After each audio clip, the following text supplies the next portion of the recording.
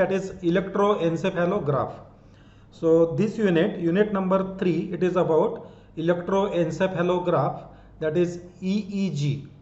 So here we will be studying about what are the different types of waves originating from the brain, what are their characteristics, that means what are the amplitudes, what is the frequency range, and what are the ways to capture these waves, that means the electrodes, how the electrodes are placed on the scalp, what are the standard systems which are adopted internationally for the measurement of ECG, then what is ECG machine, the block diagram of overall EEG setup, block diagram of overall EEG setup, then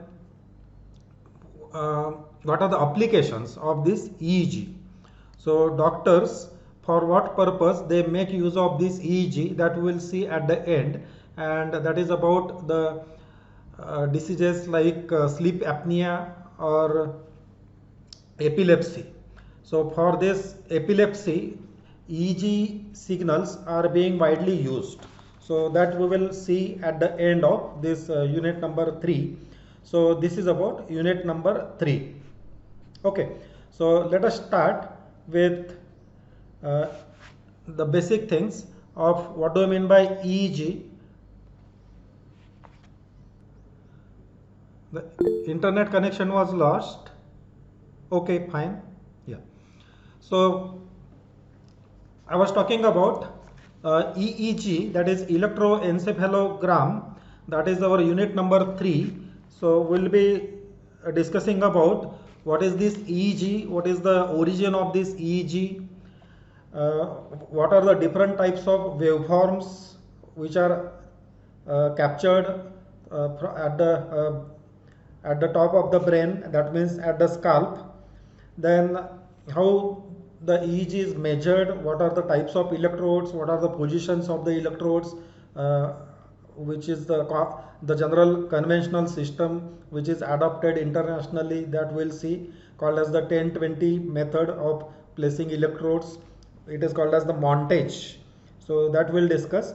Then the ECG machine, the block diagram of ECG machine we'll discuss, and then after that what are the applications of EEG. Okay, I think I was talking about ECG. Okay, it is EEG, this chapter. Then applications of EEG, that is electroencephalograph, as I told earlier, for detection of epilepsy and the sleep apnea. So this is all we are going to study in this unit number 3. Okay, so let us begin with what is EEG and what is the origin of EEG. So EEG, that is the electroencephalogram, is a recording of the electrical activity of the brain from the scalp. So the recording made from an electrode on the surface of the scalp using a distance reference electrode are the resultant of field potential at the boundary of a large volume conductor containing many active neurons. So what this means is that there are billions of neurons present in the brain. So the electrical activity is generated in this pyramidal cell, the cell body called as the pyramidal cell body, and the current flow and contribution by a pyramidal cell to an EEG electrode. Now each pyramidal cell acts as a radially oriented dipole. So what pyramidal cell you see here, this acts as a pyramidal cell dipole, and like this thousands of such dipoles together. So all this electrical activity, it starts traveling towards the surface of the scalp. and it is called as the volume conductor phenomena.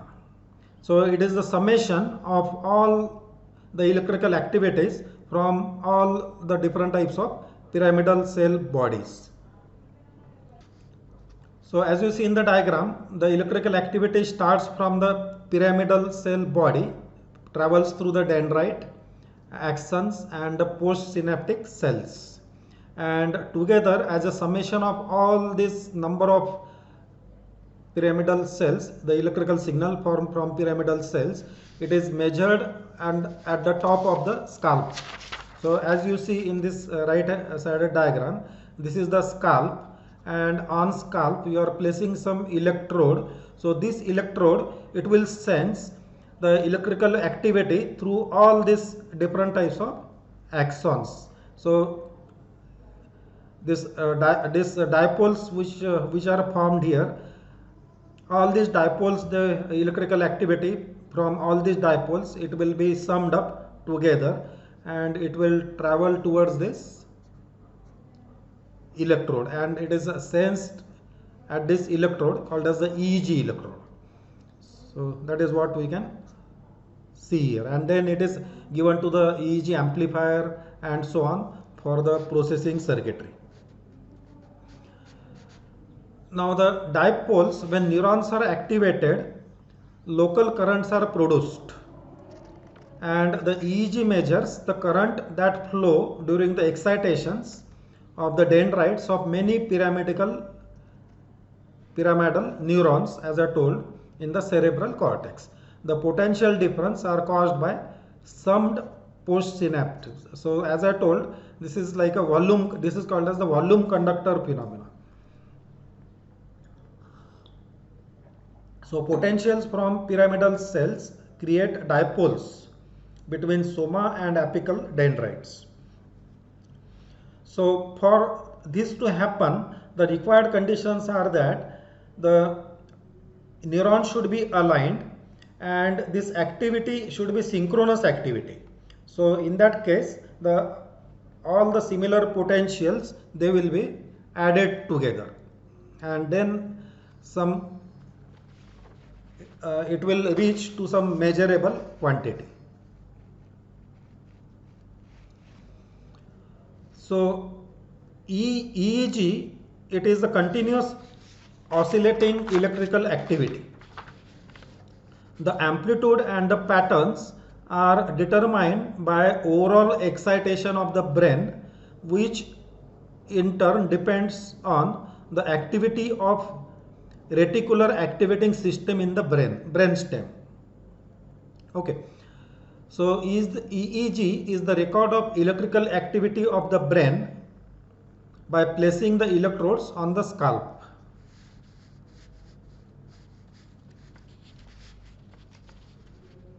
Now, what are the waves, resting rhythms of the brain? That means the different types of waves which are generated at the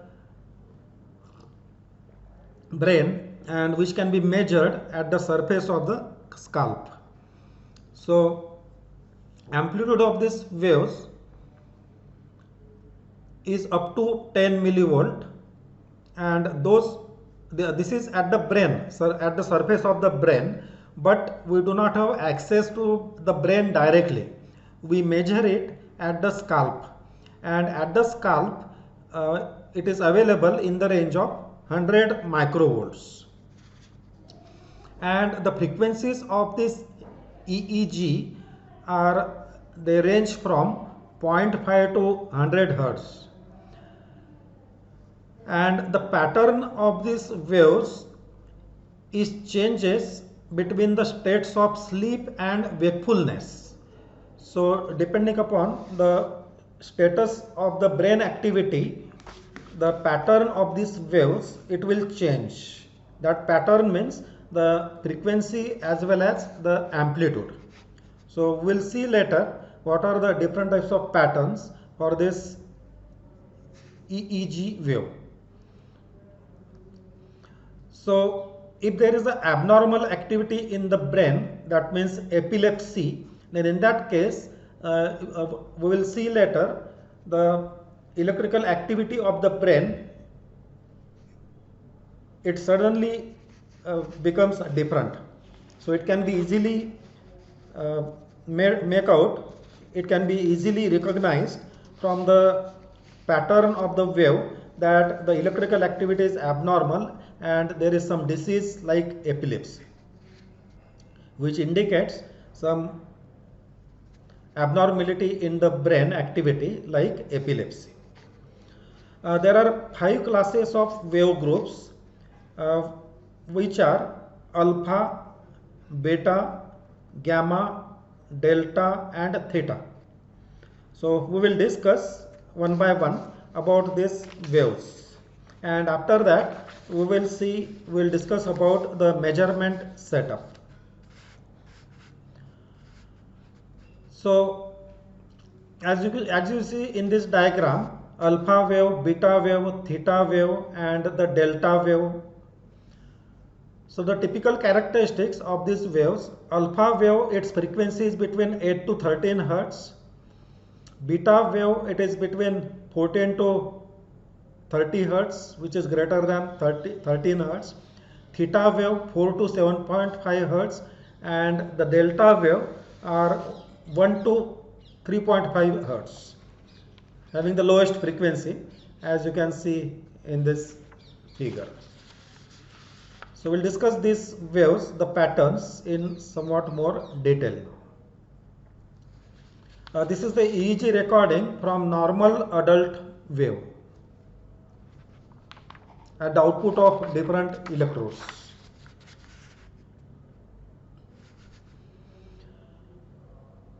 Now let us discuss about the alpha wave. The alpha wave contains frequencies in the range of 8 to 13 hertz, which occur rhythmically, and the amplitude is less than 10 microvolt. And these waves are found in normal people who are awake and resting quietly and not being engaged in intense mental activity. So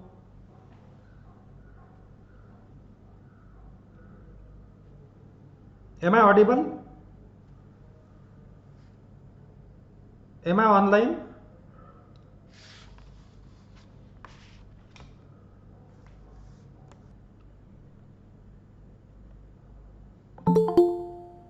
Okay, I am back again. The problems in net connectivity.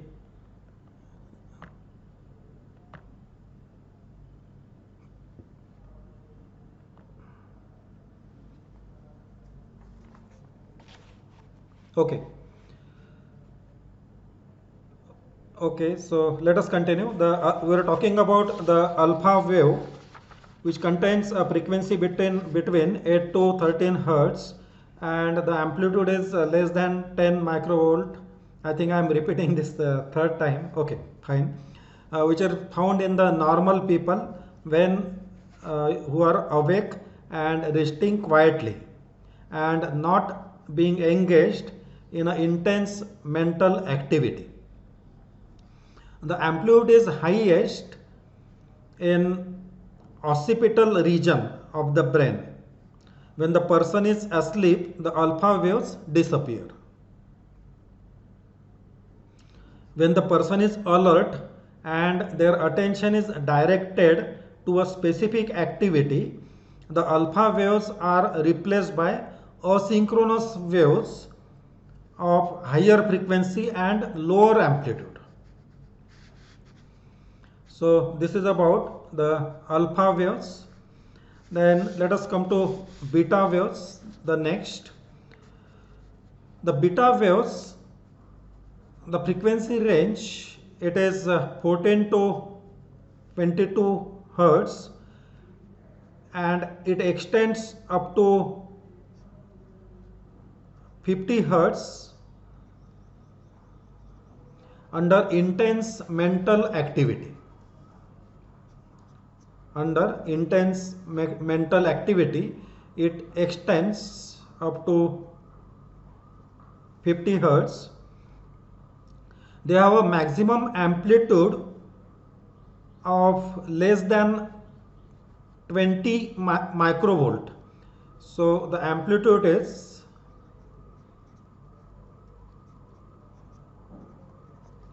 less than 20 microvolt on the parietal and frontal regions of the scalp. There are two types of this beta wave. The lower frequencies which disappear during mental activity, that is beta 1, and other type it is beta 2 waves, which are high frequency waves which appear during tension and intense mental activity.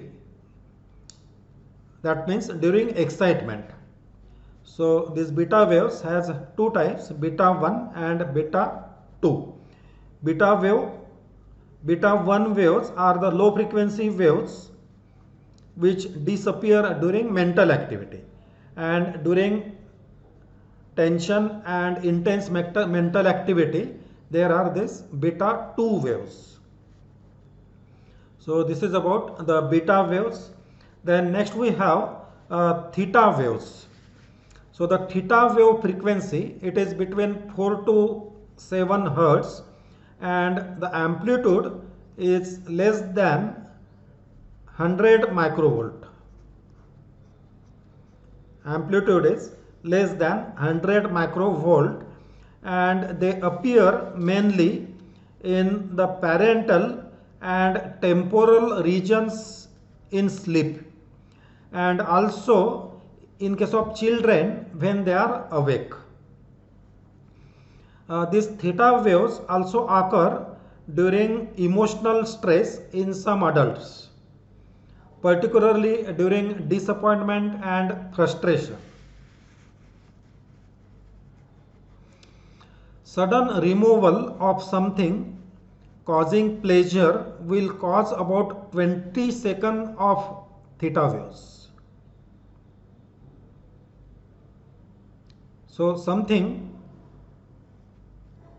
which is removal of something which causes pleasure will cause about 20 seconds of theta waves. So that is about the theta waves. Then next it is a delta wave.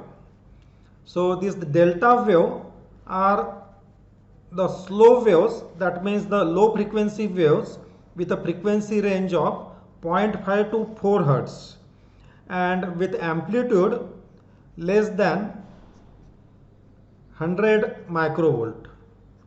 Amplitude is less than 100 microvolt, and they occur during deep sleep. So this delta wave occur during deep sleep, during infancy, and in serious organic brain disease. So in these conditions, these delta waves are found to occur. They will also occur after transactions of upper brain stem separating the reticular activating system from the cerebral cortex, and they are mostly found in central cerebrum, mostly in parietal lobes in adults. It is the normal sleep rhythm. So this is about the delta waves. Then next it is the gamma waves. Now this gamma waves, the frequency range is between 22 to 30 hertz, and the amplitude is less than 2 microvolt peak to peak, and these are found when the subject is paying attention or is having some other sensory stimulation. So this is about the gamma waves.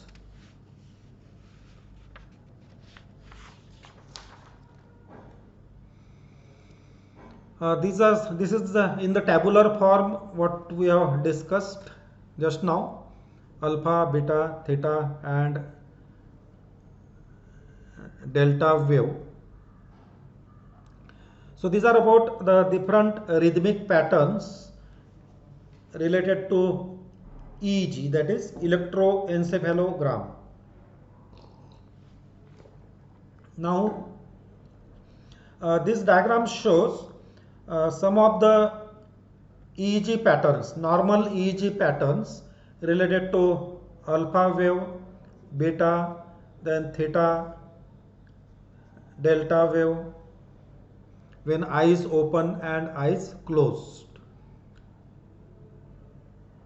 The change in pattern from alpha waves to asynchronous pattern when the subject opens eyes. So these are the different patterns of EEG waves in the normal condition. This is again a diagram which represents the EEG rhythms observed during various states from sleep to wakefulness. For example, the first graph, point A, it is found to be during asleep, when the subject or the person is deeply asleep. This is the wave pattern found. Then B, during asleep step. Then when we are drowsy, this is the pattern number C. When we are relaxed, this is the pattern D. When we are excited, then it's the high frequency pattern, as you see in the diagram, figure number E. So these are the different patterns during different states of the brain: deep asleep, asleep, drowsy, relaxed, and excited.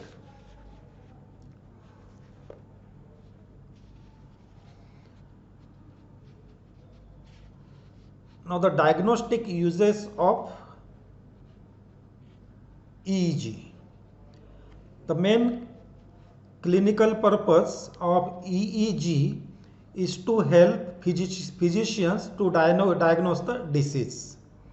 The pathological states or diseases usually diagnosed using the EEG are brain death, epilepsy, and sleep disorders. So these are the type of diseases which can be identified using this EEG disorders. So out of this, in our syllabus, at the end we'll discuss about the epilepsy and sleep apnea, that means the sleep disorder, how this can be identified with the help of this EEG.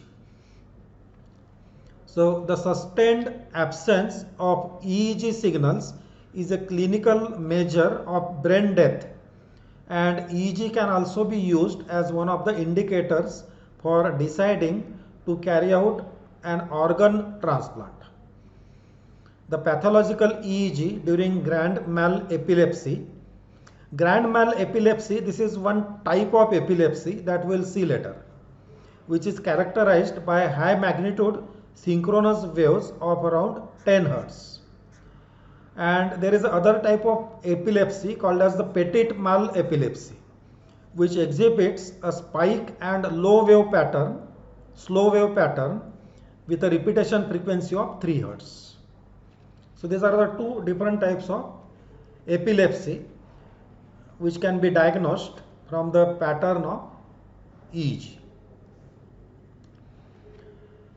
So this diagram shows the EEG waveforms recorded from different sites during one such seizure. Then this is a multi-channel EEG showing the onset of an epileptic seizure which occur after the first round, an increase in amplitude and a change in the spectral content. The seizure is particularly pronounced in certain channels. So in this, these are the outputs of different channels of the EEG. The channel means there are number of electrodes connected. So in this diagram, what you see here, FP, F4, C4, P4 and so on. So these are the different types of electrodes which are placed on the scalp. So in the next lecture we will see what do you mean by this FP, F1 and so on, P1, P2, P3, and how where exactly these electrodes are placed, that we'll see later. So these are called as the channels. So this waveform shows the output of the different channels of EEG, and in certain region you will find suddenly the pattern is changing, and that is the indication of the epileptic seizure.